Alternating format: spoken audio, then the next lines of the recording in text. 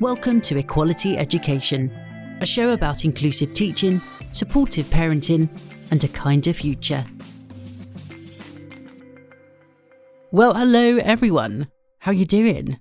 Thanks for joining me again today for another episode of Equality Education. I have a really awesome and super interesting and super smart guest for you today. I've got Lui Asquith, and they are the legal and policy manager at UK Charity Mermaids. Have you heard of Mermaids? I'm sure you have. They are brilliant, and they are a charity which support transgender and gender non-conforming children and young people. Now, Lui identifies as non-binary, and today on the show, not only do they have some great advice for parents and teachers on how to support a trans or gender non-conforming child, but they also share what life was like for them growing up as a non-binary person, some of the difficulties they faced, and a few of the small actions we can all take to make trans and non-binary people feel more included.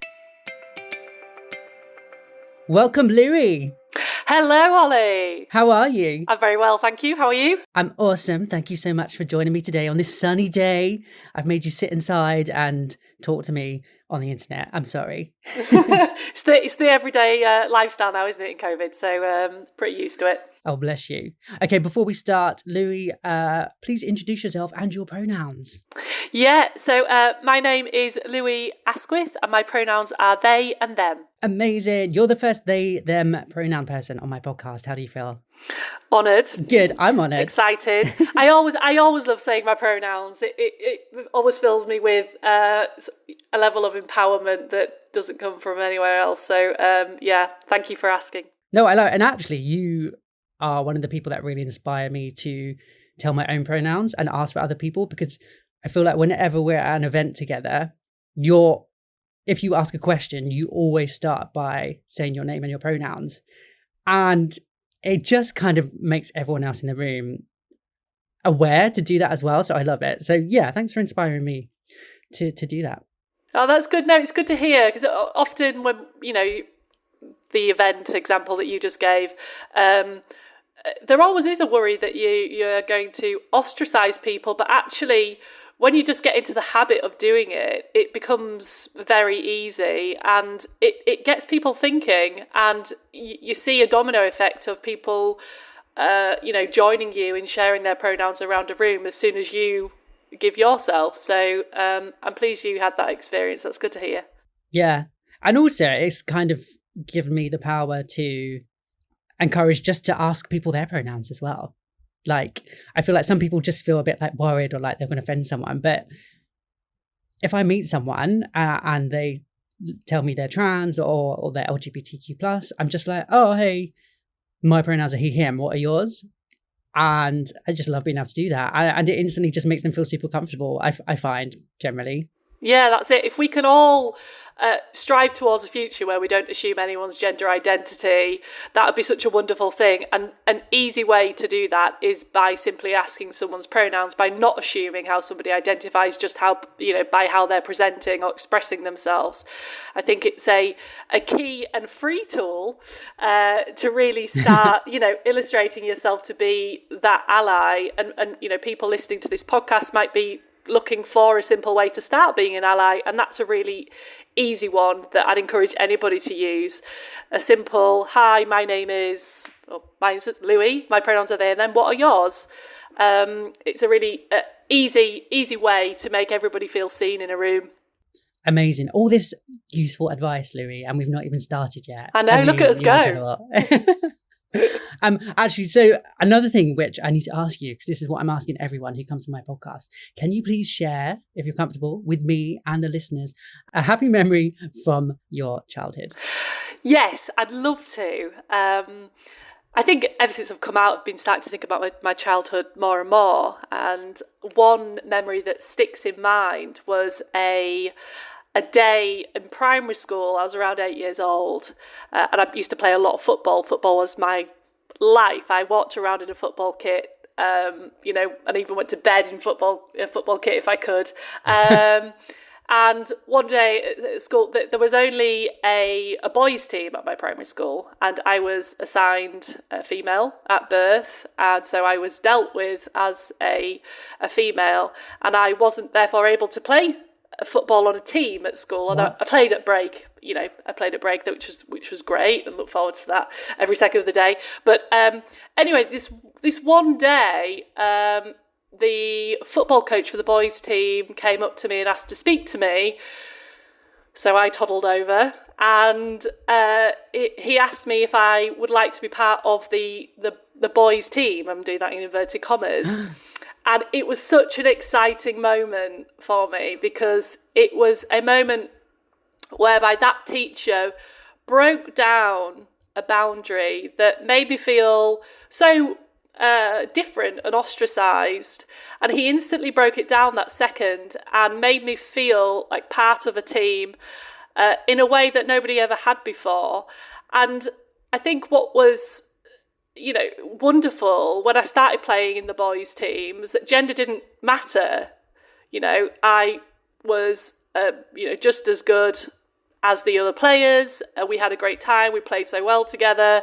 And it was a fantastic illustration of, if a teacher takes the power that they have to include a young person in an environment that they can see they really want to be part of, how wonderful that is. I felt like a superhuman, and it's.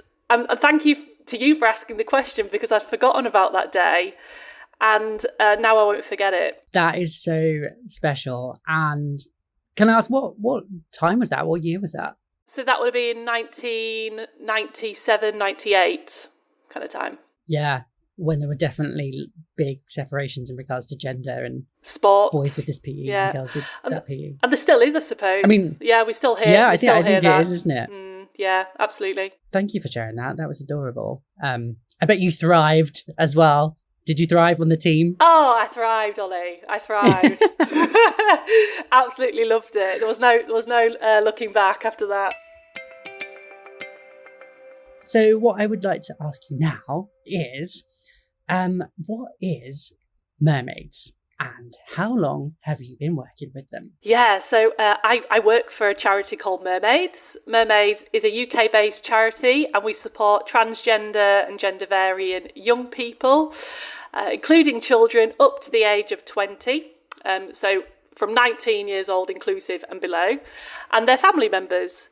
Mermaids itself has been going for 25 years this year, which not many people know. And I've been working for Mermaids for almost 2 years now.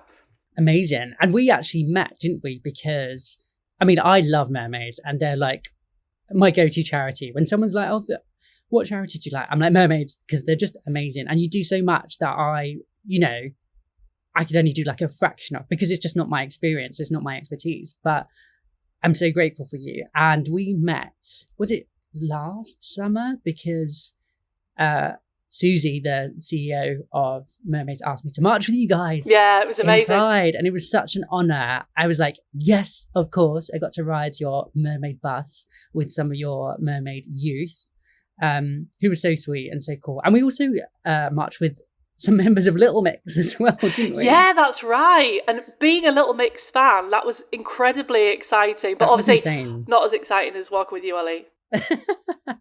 But yeah, no, I love Mermaids, and as you said, they support young children or young people up to the age of 20 with gender issues or trans issues. Is that right? Is that the right? Yeah. So we don't tend to use the term issues. Although there are. Within certainly the policy work, so I deal with policy work, the word issue can be used in sort of a policy context, but certainly more generically, we support young people who are on the gender diversity spectrum, whatever that looks like for them. So, some young people that we support are gender exploring. Some young people are very that. Cool. Some young people are very clear that they are transgender and want to use that word. Some young people are very clear that they're gender queer and want to use that word. There's no, one size fits all,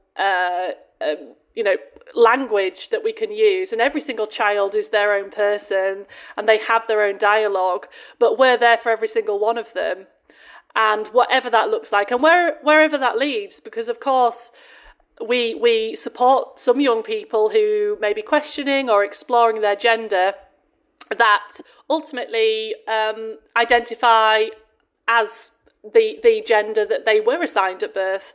So it's very much a safe place for people to work themselves out without judgment, without expectation. We provide support to family members that may be supporting that young person during that journey, which also is very important. And many different people react to a young person exploring their gender in different ways. Some parents get it straight away and, just want to call up and show their enthusiasm for their young person's identity. Or we have some parents who don't know how to deal with it or don't understand what it means. Some parents have never heard of the term transgender before, which obviously is fine as well. And we provide a safe, non-judgmental space for every single person that calls up our helpline, usually is the first contact, or sends us an email perhaps, or reaches out to us on social media, perhaps. Whatever medium they want to use, we're there to allow that person a space to ask the questions they want to ask, and hopefully provide them with guidance and support that leads them to a happy ending. That's the goal. Amazing. And I think, definitely the thing I think of when I think of mermaids and your work is the word that you said, which is safe, a safe place. And I've even been to a mermaids, because you do like these weekend kind of retreats, don't you, for some of the children and parents as well. And it's just like a safe weekend, like a little haven for them to come and just be their absolute authentic selves. And whether it's like the first time they've started kind of exploring, or whether it's just, they're quite comfortable in their gender identity. It was just such a welcoming and amazing place. And it's incredible that you're able to do these. And I just wish the world was like that for them all the time, but not yet. It will be. That's it. Eventually. We work for the day that it is like that, just in everyday life, in society more broadly. Those residentials, obviously, they're not happening at the moment because of lockdown. But yeah, you're absolutely right. They're essentially weekend, long events, if you like, that happen. And it's kind of like a mini conference for parents, as well as providing an opportunity for our young people to socialise with other kids that may be having the same questions or similar questions. And it's absolutely life-changing, actually, attending one of those residentials, I think, because the question around whether young people can be gender diverse is asked. Often language that was had around LGB lives not so long ago is now being used against trans youth. And actually seeing young people who are gender exploring or transgender or gender diverse in some way makes it all very simple. We're dealing with young people that truly know who they are, or truly know that they are in need of exploring who they are. And all we need to do is, as adults, provide them with a safe space, non-judgmental space, to do that, seeking and learning about themselves.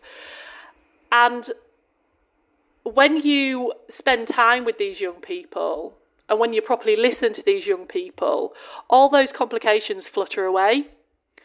It's just you and that young person talking and really seeing the human that's within every child. Because I think we should do that more as a society. Remember that ultimately when you're dealing with any child, they are a human being with a mind and identity of their own, and providing a society and space that allows them to be whoever they are is incredibly important. So those residentials are all about that, really, providing space for the important conversations, questions, and just freedom to be a kid.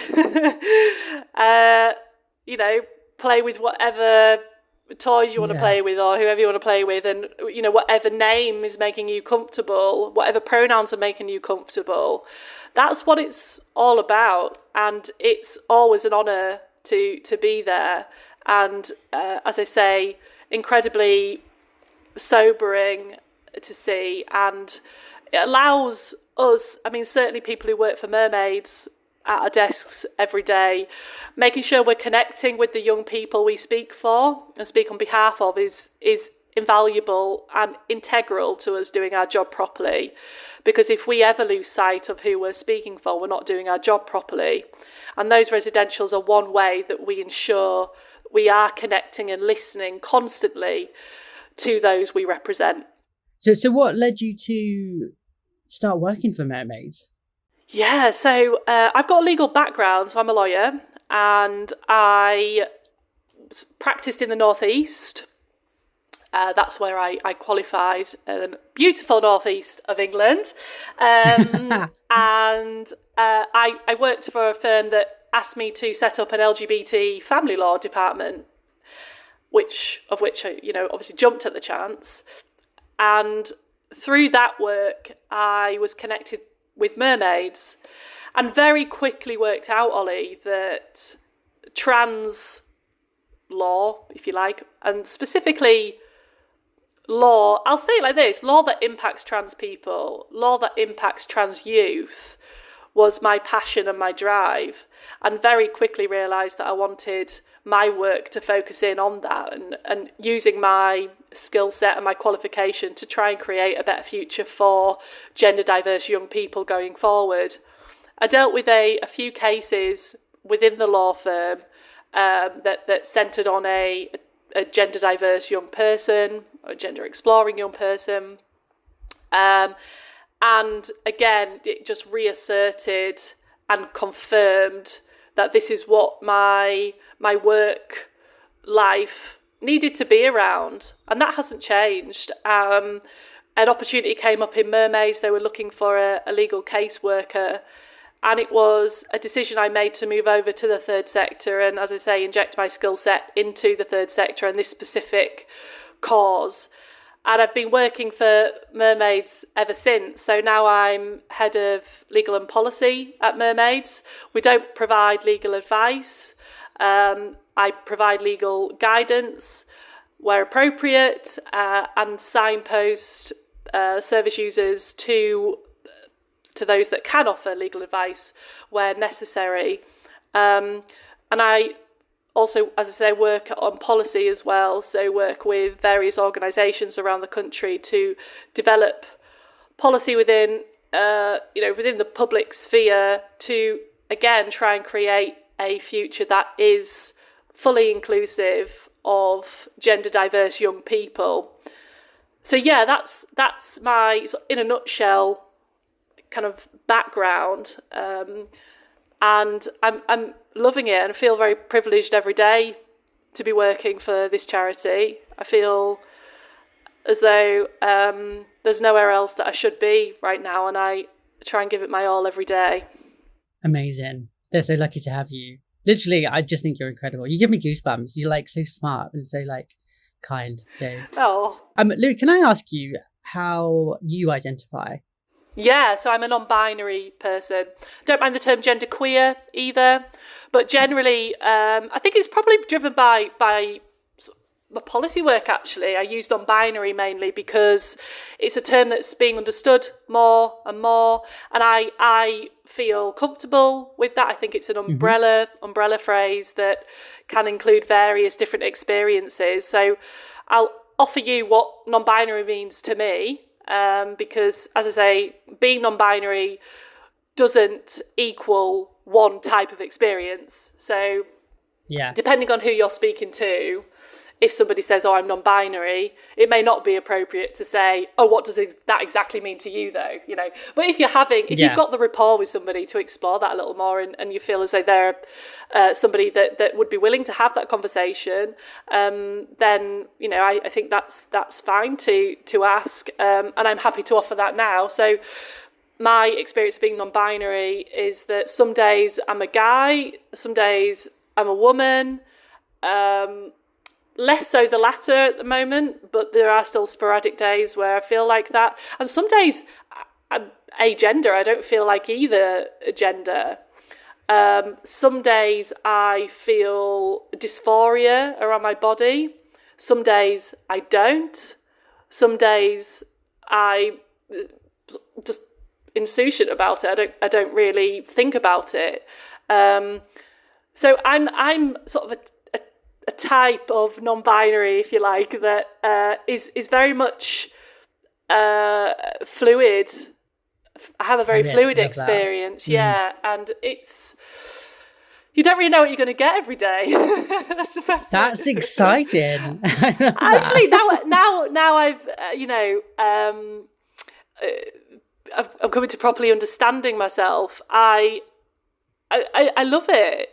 I think it's a really exciting life and experience to have, and I'm very proud of it. When I first came to realise and understand my identity, I felt very exhausted by the prospect. Waking up every day and not knowing what you're going to get can feel exhausting in the first instance, because we live in a society whereby that isn't readily understood. But actually, when you embrace it and actually understand the simplicity of what it is in a way, okay, well, you're going to wake up and you're going to feel how you feel, and you can act how you need to act, because we do live in a society that has the legislation in place to be as inclusive as we would hope and can hope and will always hope.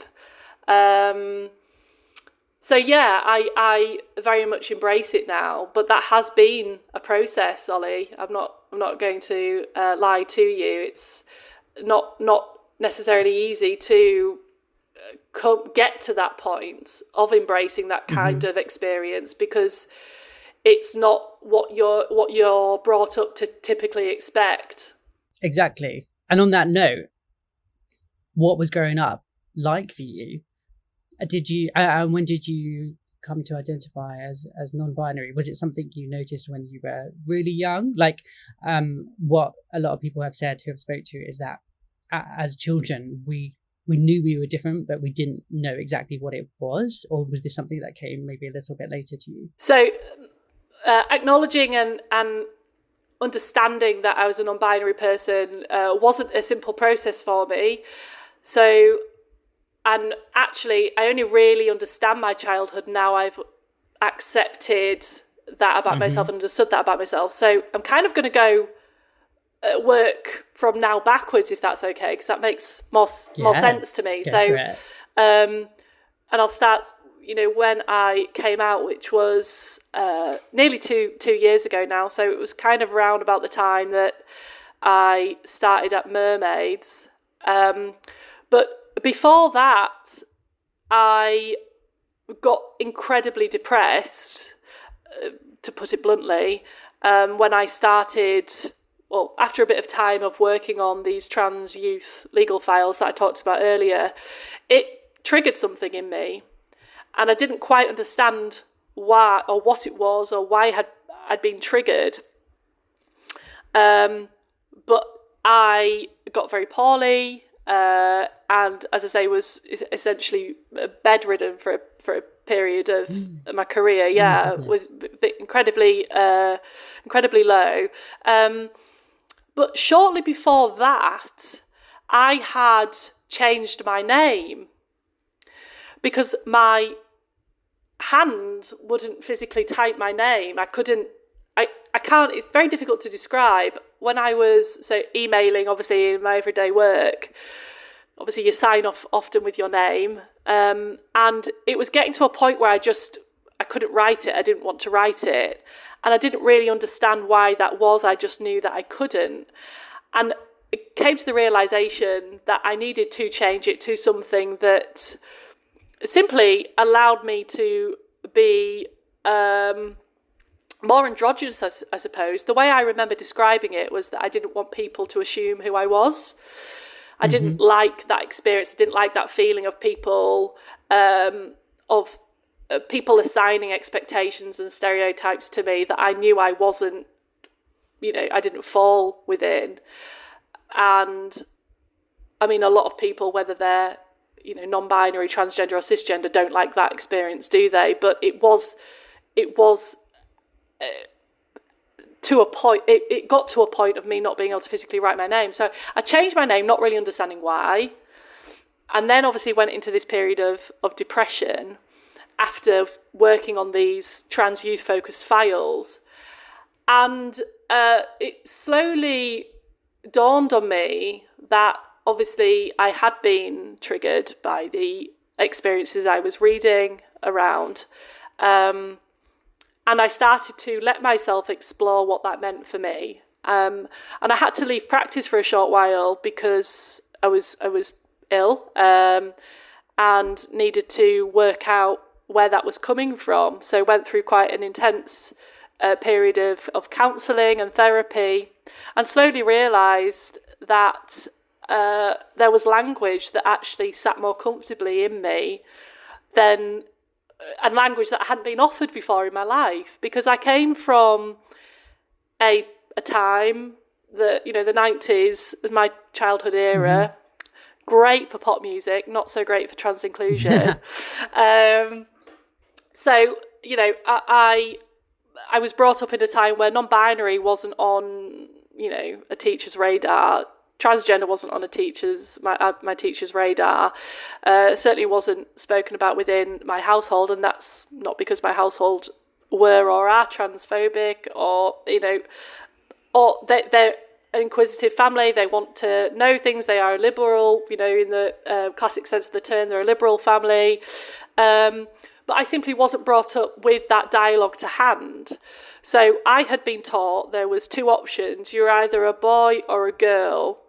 And that was that. Now, using all that as context, I look back on my childhood and see quite clearly that I never felt like a girl. I remember asking my mum why I wasn't a boy. I remember at every opportunity I had, I would sort of role play as a boy. And I used the name Noah. For some reason, I don't know where. I think it was. Wow, that's a cool name. I know, right? I know. That's trendy. So no, I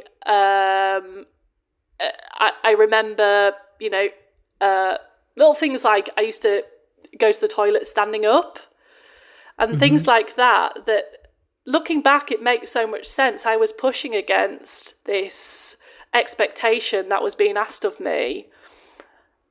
I remember, for example, one day I woke up, and this is around the time Mermaids was established.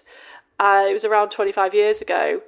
I remember waking up and just knowing that I couldn't wear the clothes that were in my drawers, clothes that you would typically gender as female garments. And I remember tiptoeing to my brother's drawers, a brother who is 3 years younger than me, and I was already quite young, so the clothes were far too small for me, but still I was intent on getting what I wanted. Opened the drawers and wore his trousers, which I think didn't go much past my knee, and but I felt like $1 million. And I remember walking downstairs trying to act normal, and I remember my mum didn't say anything, and often looking back on that as an adult, I'm always really grateful for her for doing that and not questioning what I was doing or asking why I'd done something. I'm very lucky to have parents that have always allowed me to be me, and I always feel sorry for them actually that they weren't given the language earlier that would have allowed them to bring me up in the way that I think they would have done had they had the tools to do so. So yeah, I had a very happy childhood, but certainly one that was gender explorative, I think I would say now looking back. And I was a non-binary child. And I know that. I came to realise that, later on in my 20s, which I'm comfortable with now. I've made peace with that.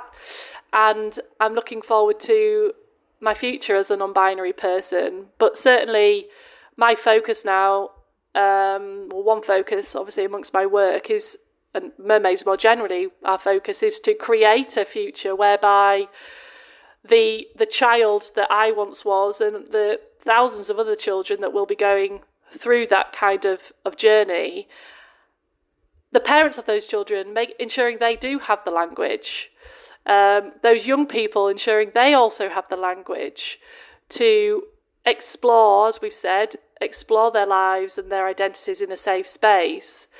Surely that is just going to produce such a wonderful and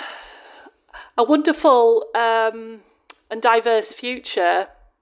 One that we know exists, Olly.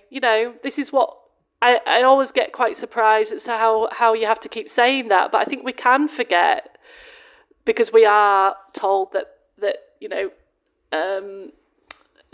social structure is a simple thing. It's not. We've got so many different wonderful varieties within people, and we should be embracing those.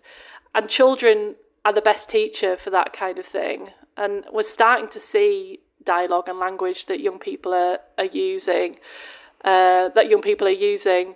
which should be informing us as adults. And we need to be listening. And it's wonderful working for a charity that works for young people, because you get to know all the cool language first. Yeah. So that's what I find as well. I feel like kids aren't given enough credit for how smart they are, for how accepting they are, for how righteous they are. And actually, when I go into schools and when I talk to children, it's not the LGBT plus aspect that confuses them. It's the prejudice aspect that confuses them. They don't understand inequality. They don't understand why people are horrible, and why some LGBT plus people are being bullied, or in some cases imprisoned, or worse in other countries. They're like, what? Why? Like, that doesn't make any sense. And I'm like, yeah, I know. It doesn't make any sense. But, this is why you need to grow up and look after your fellow people and make things fair. Because actually, I feel like that's what kids hate the most. They hate injustice, whether it's on them or whether it's on someone else. And that's kind of what gives me a lot of hope. Yeah, I agree. But just talking about your childhood again, was there ever a time when, because for me, when I was a child, there were so many times when I just felt ashamed of things that I had done. If I'd done something which was perhaps stereotypically a girl's activity, or if I wanted to play with the girls, or wear a dress, or play with the doll, I just felt humiliation and shame. And is that something that you experienced? Absolutely, yeah. I have many a memory that is still very difficult to look back on, actually, which centred on me being humiliated for not being a typical girl, being laughed at by peers in my class because I was gendered as a boy,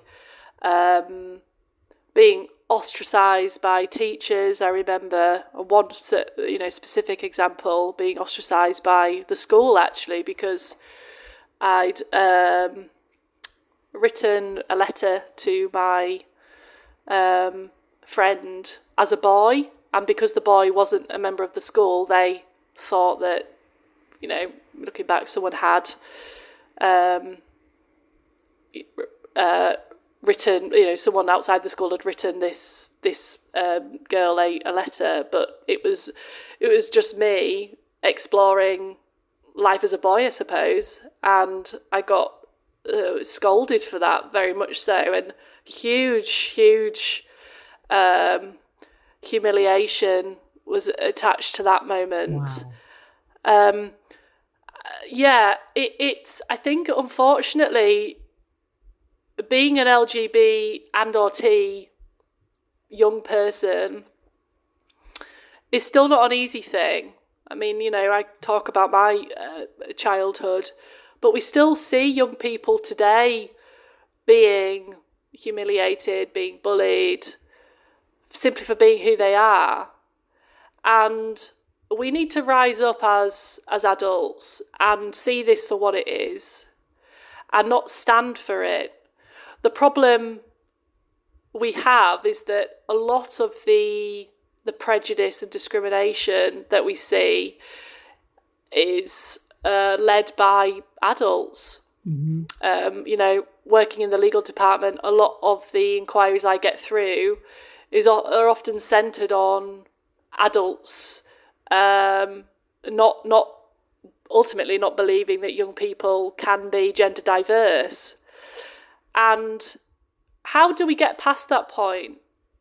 How do we start seeing these young people for who they are?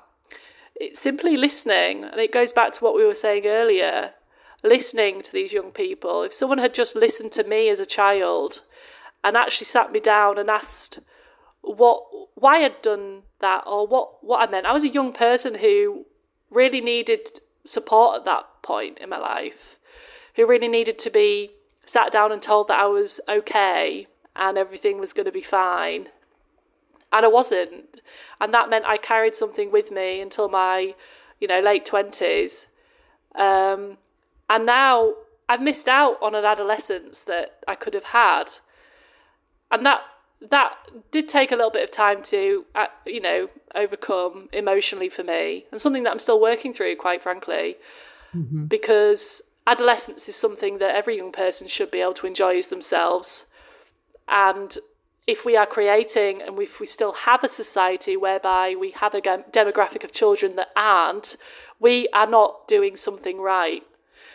Every single school, every single public place that creates an environment for young people needs to be self-auditing to see if they're creating a space that allows every young person to be themselves.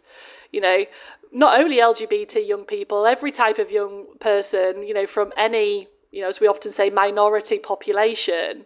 Are we creating environments that allow every single young person to be themselves? Are you creating an environment that will allow every young person to be themselves? Because if the answer's no, you need to do something about it. We all need to do something about it, and we can all do better. So yeah, sorry, I just went off on one there, didn't I? But yes, I do have memories that very much centred on me feeling humiliated. But I think it's about, people like you and I taking our experience and trying to create a better future for young people, which is what you do with your writing and obviously what you're doing with this podcast. It's so exciting. And thank you again for doing this, Olly. It's great. Oh, thank you. And actually that, for me, it is about these stories. It's about your story and my story and countless other stories, and just learning from them. And I think the most important thing is that we need to realise that what happens to us in childhood will affect us for the rest of our lives. And I don't know if people realise that, but it's like things can be really damaging and can stay with you for a long time. And that's why I think it's so important and so vital that we give parents and teachers the support.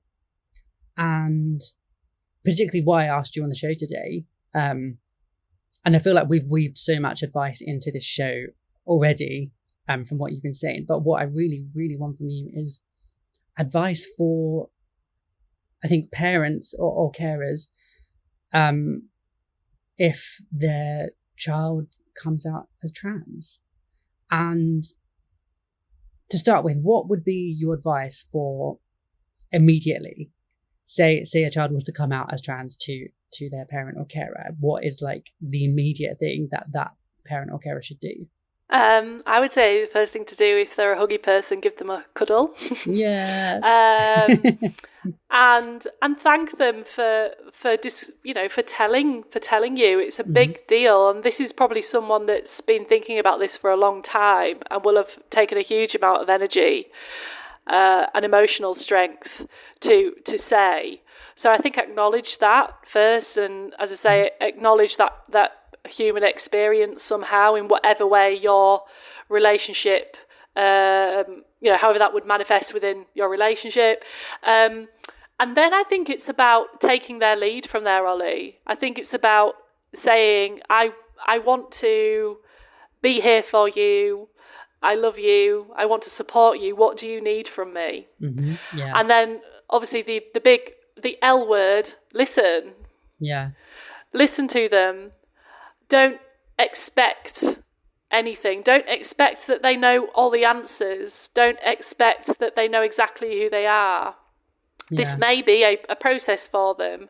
And I think it's about not looking for the end result right away and just looking at that young person there and then and seeing what they need now.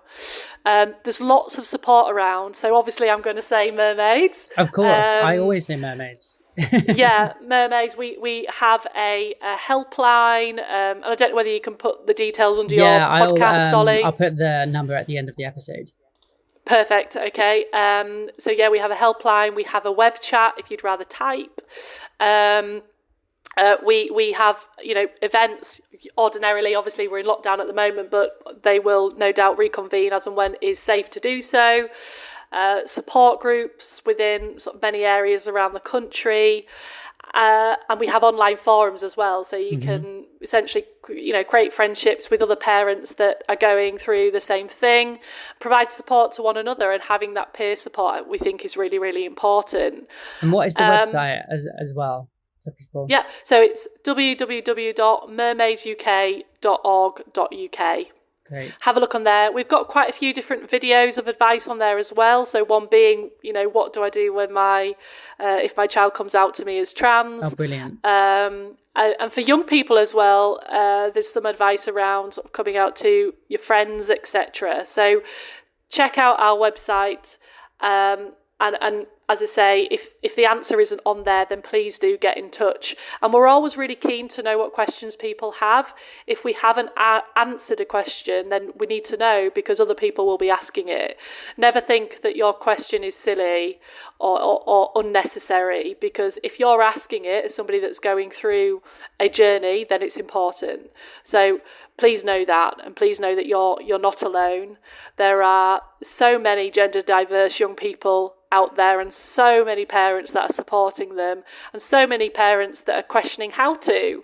And you will be embraced and welcomed, and hopefully empowered. So yes, I hope to hear from anyone that needs any support in the near future. I suppose as well, if I can say, Olly, it extends outside of the home. So if there are teachers listening that may have a gender diverse person in their class, or people in their class or in their school, and you're wondering how to navigate that, then get in touch as well. So I'm the person that you probably speak to from a policy front, and I'm more than happy to engage with schools around their in-house policy and just exploring again what's right for your particular school, because every school has its own culture and way of thinking. So yeah, just know that you're not alone. That's the key. Know that you're not alone. Make sure that you're taking the young person's lead. Make sure that they're feeling listened to. And a really important headline, I think, to finish this segment is just to say, the confidentiality aspect around someone's gender identity is an important one, or privacy, let's say. Making sure that you don't disclose someone's gender identity unless they're happy for you to. You may be the one person they've trusted to come out to. So please be careful in not breaking that trust by telling other people until that young person's ready. And that's a really simple question to the young person. You know, does anyone else know? Do you want other people to know? And if so, how do you want us to do that? Incredible. Louis, like, I feel like you just know so much stuff.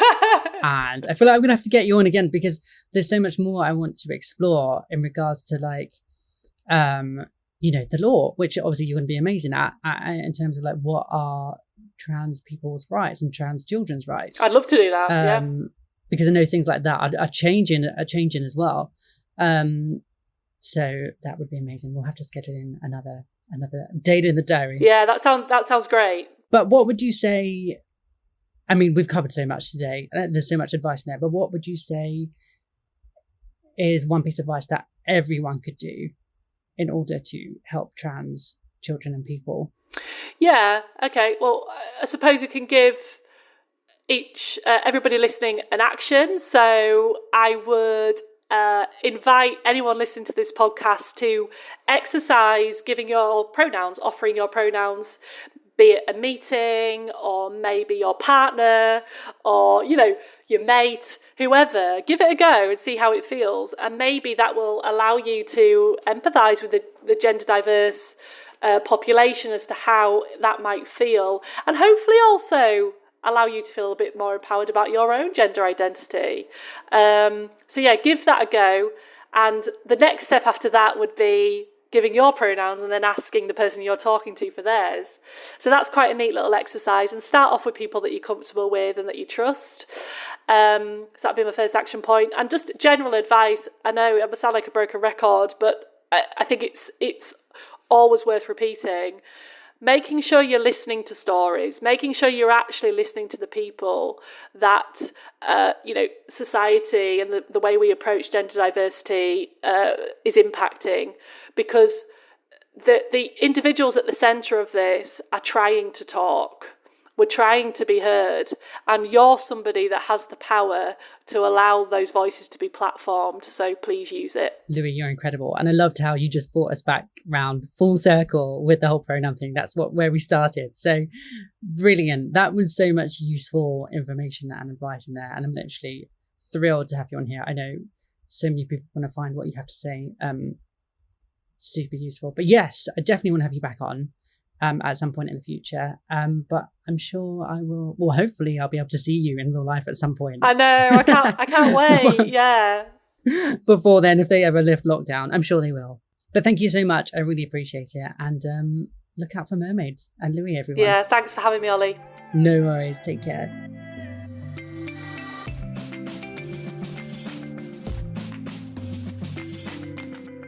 And that is it for today's episode. I hope you found that as interesting and helpful as I did. And actually just listening back to that episode today, I'm so grateful to Louis for sharing so much of their early personal journey. I actually found a lot of what they said quite moving, and I wonder if you did too. So yeah, as I said in the episode, if you want more support on this topic, you can go to mermaids.org.uk, or you can call the Mermaids helpline on 0808 801 0400, and that helpline is open Monday to Friday 9 a.m. to 9 p.m. Okay, everyone, thank you so much for being here. Please remember to rate and review this podcast on Apple Podcasts because I love you and that really helps. And I will see you next time. Take care.